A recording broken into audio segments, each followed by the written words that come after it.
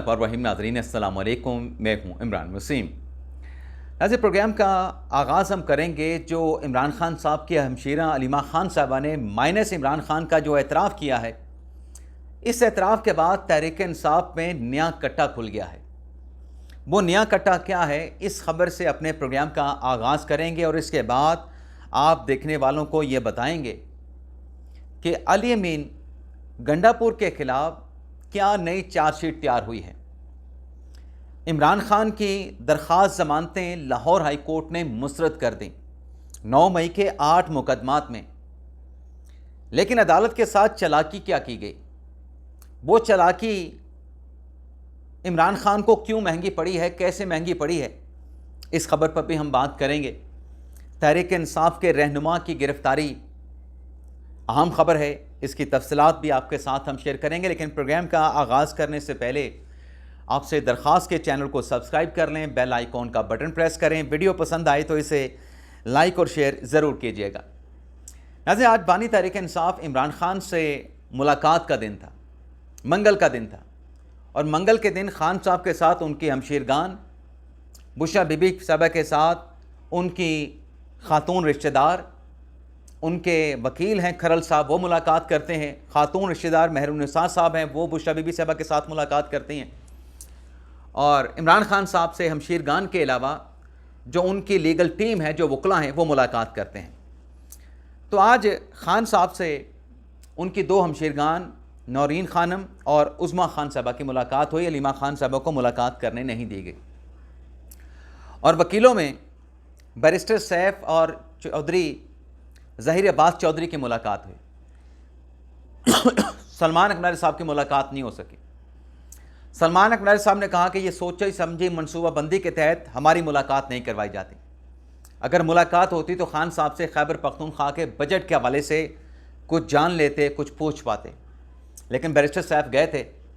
Barrister साहब ने कहा कि इमरान खान ने मंजूरी दे दी है कि बजट मंजूर करा दें। जब ज़रूरत हुई उनकी मुशावरत के साथ, उनकी तजावीज़ के साथ, उनके हुक्म के मुताबिक खैबर पख्तूनख्वा के बजट में रद्दबदल कर दी जाएगी।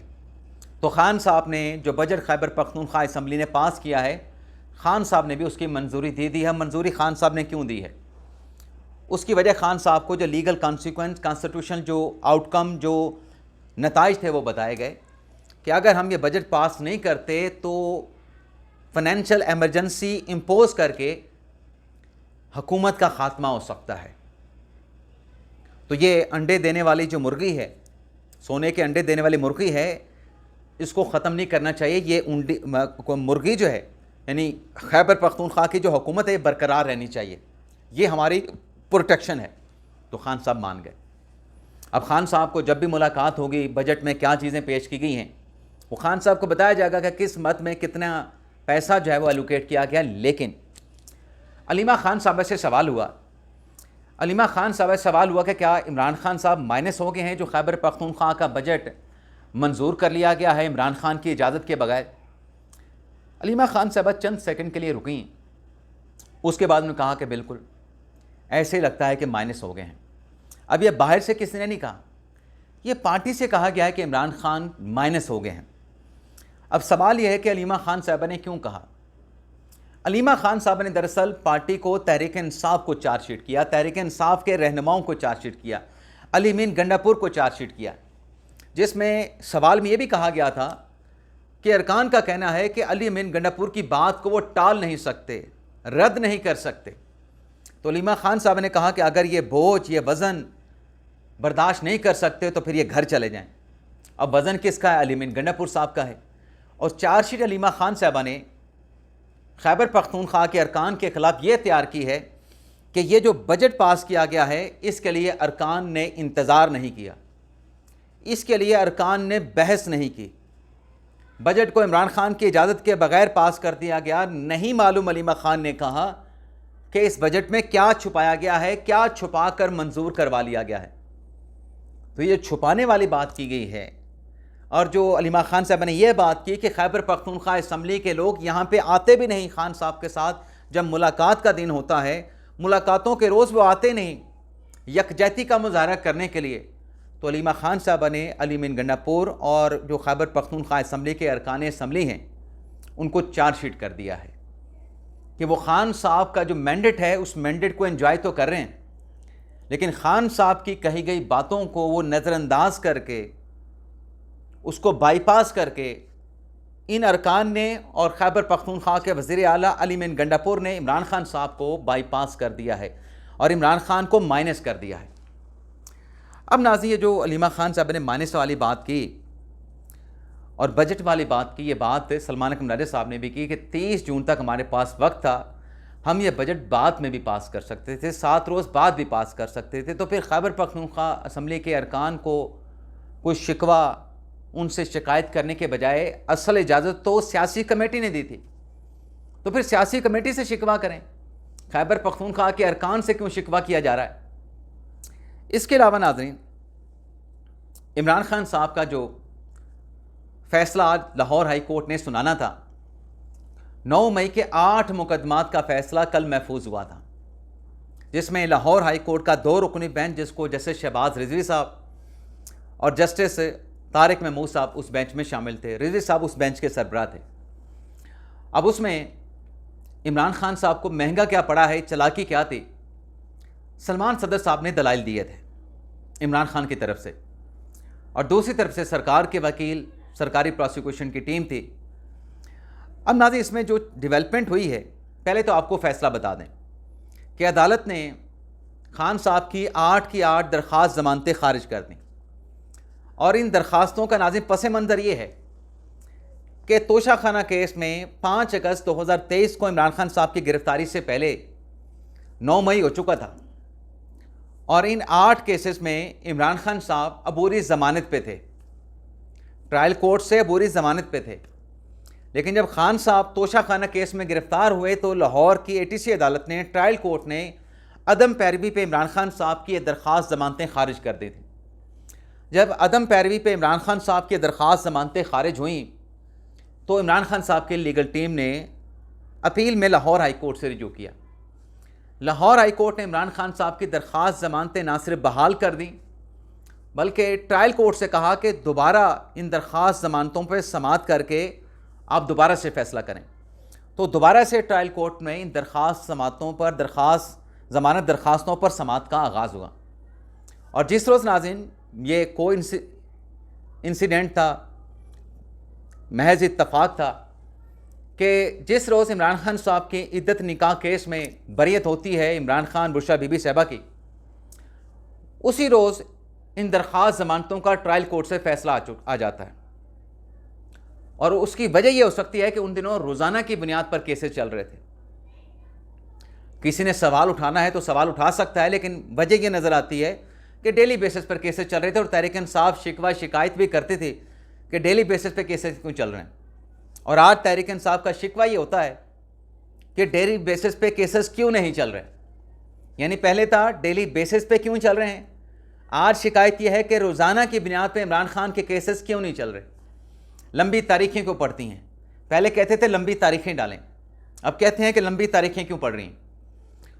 तो जब ट्रायल कोर्ट ने दोबारा इमरान खान साहब की दरख्वास्त ज़मानतों का जायज़ा लेने के बाद उनको मुस्तरद कर दिया, तो फिर दोबारा से लाहौर हाई कोर्ट से रिजू किया गया।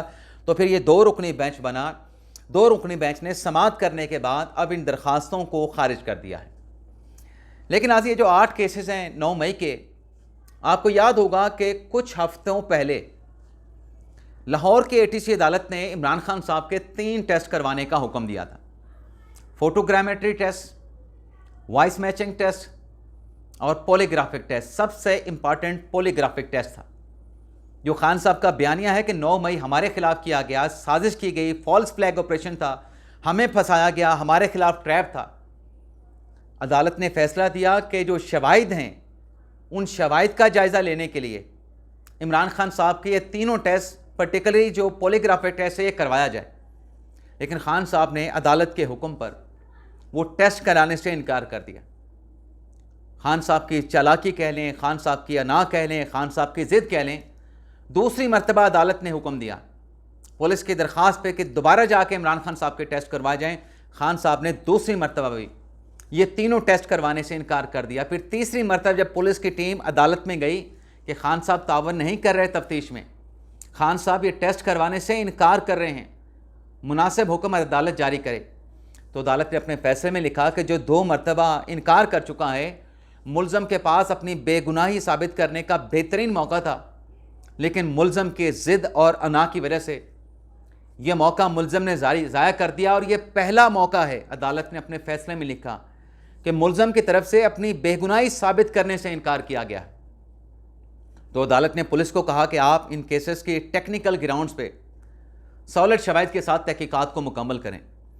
तो ये जो नाज़रीन दरख्वास्त ज़मानतों पर जब आर्गो अदालत में किया जा रहा था लाहौर हाई कोर्ट में, इमरान खान साहब के वकील सलमान सदर साहब जब खान साहब की ज़मानत के ऊपर दलाइल दे रहे थे कि खान साहब को ज़मानत मिलनी चाहिए, तो दूसरी तरफ से जो सरकार के वकील प्रोसिक्यूशन टीम थी, उनकी तमाम दलीलों में एक दलील ये भी थी कि खान साहब ने टेस्ट नहीं करवाए जी, यानी खान साहब ने तफ्तीश में तावन ही नहीं किया, खान साहब तफ्तीश में तावन नहीं करते। तो वो जो 13 केसेस में खान साहब ने polygraphic test, voice matching test, photogrammetry test करवाने से इनकार किया था, उनमें ये 8 मुकदमात भी शामिल थे। तो अगर टेस्ट हो जाता तो खान साहब के ये 3 टेस्ट हो जाते तो खान साहब का ज़मानत का मुकदमा मजबूत हो जाता। तो उसका भी इन्फ्लुएंस इस केस के ऊपर पड़ा है। और ये केस का जो एडवर्स, मैंने कहा ना, खान साहब ने जो इनकार किया ये टेस्ट कराने से, इसका जो एडवर्स इम्पैक्ट है, इन्फ्लुएंस है, वो खान साहब के खिलाफ जाएगा। तो उस वक्त चाहे अनाथ थी, ज़िद थी, चलाकी जो भी थी उन टेस्ट से बचने की, आज उसके का पहला नतीजा आया है। अब सलमान सदर साहब तहरीक इंसाफ का कहना है कि इस फैसले के खिलाफ सुप्रीम कोर्ट में अपील दायर करेंगे। अब सुप्रीम कोर्ट में जो अपील दायर करनी है, तो अफरीदी साहब का फैसला मौजूद है कि 4 माह के अंदर इन ट्रायल्स का 9 मई के केसेस का फैसला किया जाए, जिसमें ऑलमोस्ट 2 माह मुकम्मल हो चुके हैं। तो फिर यहाँ पे ज़मानत मिलना कितना आसान, कितना मुश्किल होगा सुप्रीम कोर्ट में। और समर वेकेशन भी शुरू होने जा रही हैं, इसमें ऐसी कोई एजेंसी भी नहीं। और फिर आप ये देखें कि 48 घंटे पहले जो इमरान खान साहब की 190 मिलियन पाउंड केस में जो कन्विक्शन है, 14 साल की सज़ा है, बुशरा बीबी साहबा की 7 साल की सज़ा है, जुर्माना अलग से है इमरान खान को, बुशरा बीबी साहबा को। 48 घंटों के बाद इस केस की 26 जून को इस्लामाबाद हाई कोर्ट में समाअत होने जा रही है। यानी जो लोग कहते थे कि 190 मिलियन पाउंड केस में सज़ा सस्पेंड हो जाए, इमरान खान बाहर आ जाएंगे, भाई कैसे बाहर आएंगे। अब तो ये 8 मुकदमात ये भी हैं जिसमें इमरान खान साहब की ज़मानत ना पहले थी ना अब है। 190 मिलियन पाउंड केस में इमरान खान साहब 48 घंटों के बाद उनकी सस्पेंशन एप्लीकेशन अगर फ़र्ज़ करें एक्सेप्ट हो भी जाए, तो ये फंदा, ये जो ज़मानतें खारिज हुई हैं, खान साहब कैसे बाहर आएंगे।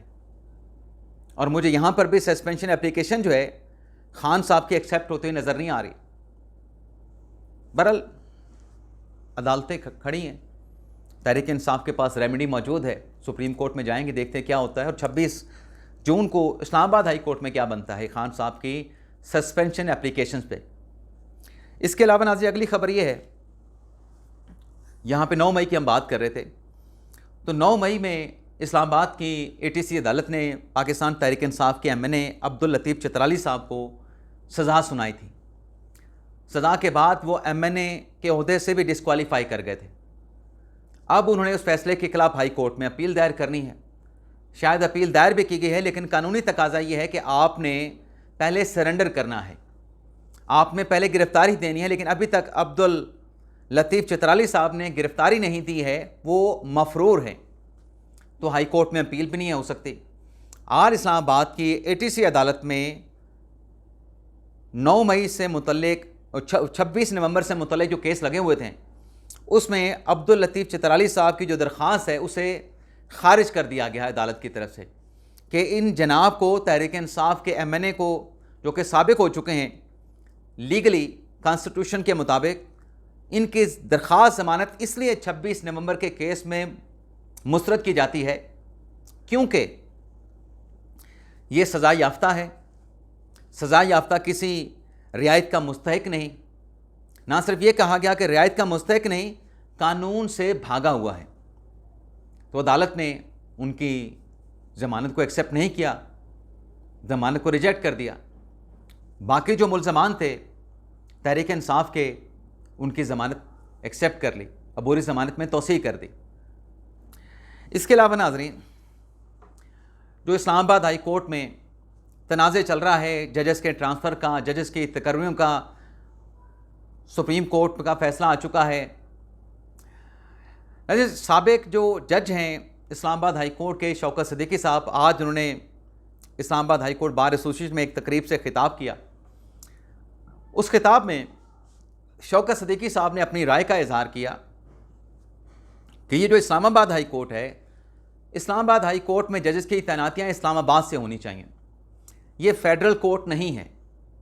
तो शौकत सिद्दीकी साहब ने अपनी राय का इजहार किया है कि इस्लामाबाद हाई कोर्ट में जजेस अगर तैनात करने हैं तो पूरे पाकिस्तान से, तमाम सूबों से तैनात करने के बजाय सिर्फ इस्लामाबाद से जज तैनात होने चाहिए। और साथ में उन्होंने कहा कि ये मेरी अपनी राय है। ये था नाज़रीन हमारा वीडियो लॉग। उम्मीद करते हैं कि आपको पसंद आया होगा। आपसे इजाज़त चाहते हैं। अल्लाह ताला हम सब का हामी नाज़िर हो। अपनी दुआओं में याद रखिएगा। अल्लाह हाफ़िज़।